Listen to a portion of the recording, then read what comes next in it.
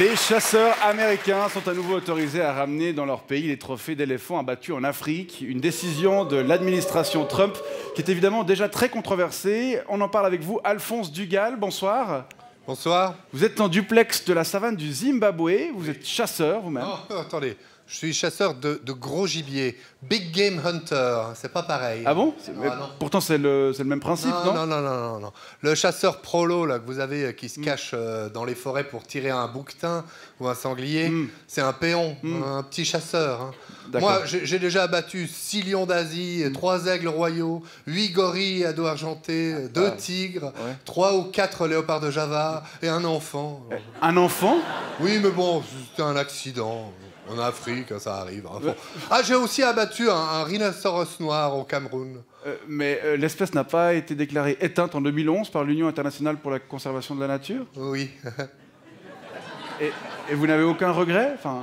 Si, j'ai un regret, un gros regret, le panda.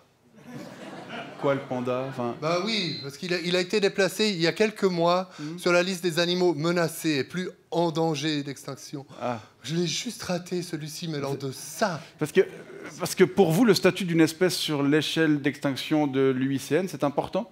Bah oui, c'est un plus.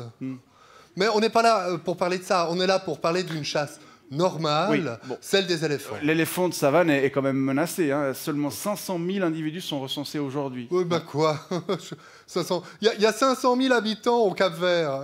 Vous pensez pas que les Cap-Verdiens sont menacés? Non mais... Faut réfléchir un peu. La population des éléphants d'Afrique est stable, monsieur Veillon. On est donc en droit de les buter librement.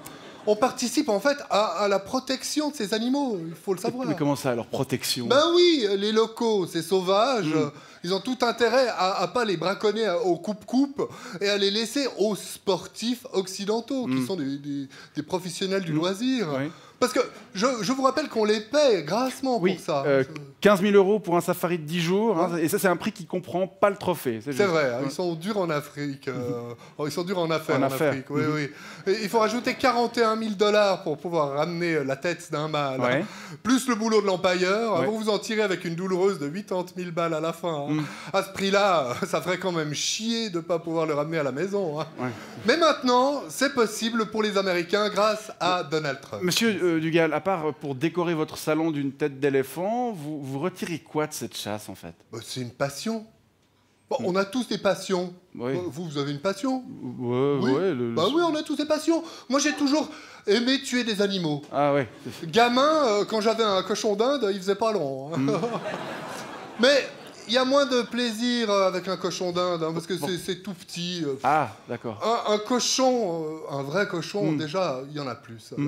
Mais quand vous plantez une balle de 450 Hackley dans le front d'un éléphant de 6 tonnes, et qu'il tombe comme au ralenti dans la poussière africaine, je peux vous dire que vous avez toutes les chances de devoir changer de slip en rentrant au camp. Mais, et toute cette agressivité à l'endroit des animaux, vous craignez pas qu'elle se retourne un jour contre les humains? Non. C'est illégal de chasser les humains. Enfin, il me semble.